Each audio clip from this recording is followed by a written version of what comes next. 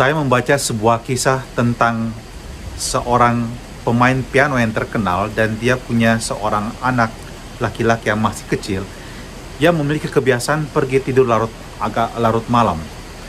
Dan anak ini setelah papa dan mamanya masuk kamar, dia akan ke piano ayahnya dan mulai memainkan not dasar. Dia akan menekan tuts do, re, mi, fa, sol, la, si, tetapi tidak menekan tuts yang terakhir, do yang paling tinggi. Lalu dia akan masuk kamarnya kembali. Dan si ayah ketika mendengar anaknya memainkan piano tersebut merasa sangat terganggu, karena tidak selesai, do yang terakhir tidak ditekan. Dan dia akan bolak-balik di tempat tidurnya, tidak bisa tidur, dan karena gelisah dia bangun kembali dan kemudian keluar dari kamarnya dan menekan tombol terakhir di pianonya tersebut. Dan kemudian dia merasa lega, dia masuk kamar dan bisa tidur. Dan ini terjadi cukup lama dalam perjalanan waktu hidup anaknya. Dan kalau saya membacanya dan merenungkan, demikianlah juga sebenarnya kadang-kadang kita menjadi seorang pengikut Yesus.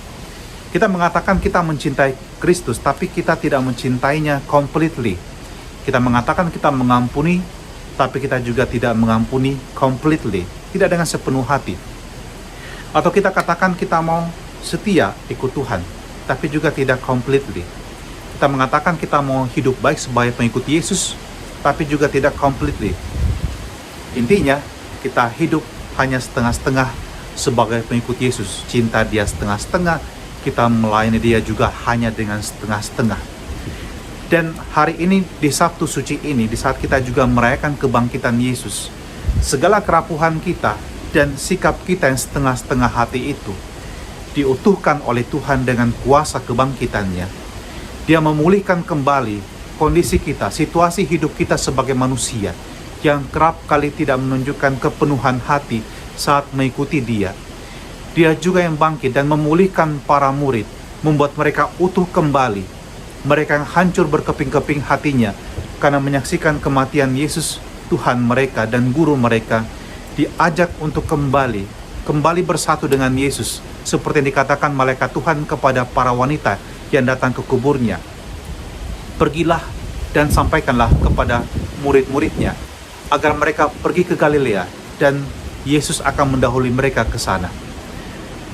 Injil Markus yang dibacakan untuk kita pada malam Paskah adalah sebuah kisah yang unik, sebab kalau kita membaca Injil tersebut dan berakhir di ayat 8, dan memang menurut para ahli kitab suci, Injil Markus aslinya hanya berakhir pada ayat 8 ini, dan akhirnya merupakan sesuatu yang sangat ganjil, sebab para wanita yang mendapatkan penampakan tersebut justru ketakutan dan tidak mengatakan apa-apa kepada siapapun. Dan sebenarnya apa yang terjadi adalah juga pada diri kita. Kita diperhadapkan pada situasi yang sama kalau kita memasukkan diri dalam Injil tersebut. Dan akhir dari Injil Markus adalah awal dari Injil yang baru yang dituliskan untuk kita dan dalam kehidupan kita. Apakah kita juga sebagai pengikut Yesus hanya setengah-setengah dan tidak bisa percaya penuh dan tidak membiarkan kuasa kebangkitan Yesus juga mengubah hidup kita? Apakah kuasa kebangkitan Yesus tidak membawa perubahan dalam hidup kita? Ini merupakan pertanyaan refleksi bagi kita, dan sekaligus juga kata-kata malaikat Tuhan kepada para wanita tersebut merupakan ajakan untuk kita supaya kita juga pergi ke Galilea kita. Bagi para murid, Galilea tersebut adalah tempat yang sangat indah dan penuh kenangan, sweet memories, semua ada di sana.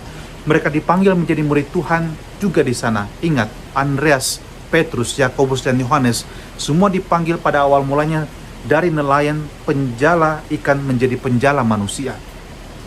Di sana pula mereka mengalami ketika Yesus meredakan badai di Danau Galilea. Di sana juga Yesus di Galilea memperbanyak roti dan ikan untuk dimakan oleh 5.000 orang laki-laki. Tempat yang indah, penuh dengan kenangan manis. Dan Yesus mengajak mereka untuk kembali ke sana. Untuk apa? To make them completely as disciples. Untuk membuat mereka utuh kembali sebagai murid.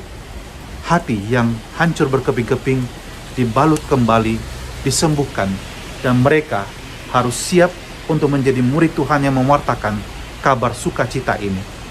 Maka pada malam Paskah ini, mari kita biarkan diri kita dipulihkan juga kembali oleh Tuhan. Dan mari Jika Anda pernah mengalami kegelapan makam dalam hidup Anda, dalam arti kepedihan, penderitaan, merasa ditinggalkan, keputusasaan, itulah makam Anda. Biarkanlah batu penutup makam tersebut terguling, dan Anda melihat kuasa kebangkitan dan Yesus juga nyata memulihkan hidup Anda. Temukanlah dan pergilah kembali ke Galilea Anda, tempat di mana kenangan manis bersama Yesus juga tumbuh dan Anda miliki dalam hidup ini. Ya Tuhan, semoga juga kuasa kebangkitan Yesus Putramu memulihkan kami. Engkau yang paling tahu apa yang menjadi kegelapan dalam kehidupan kami.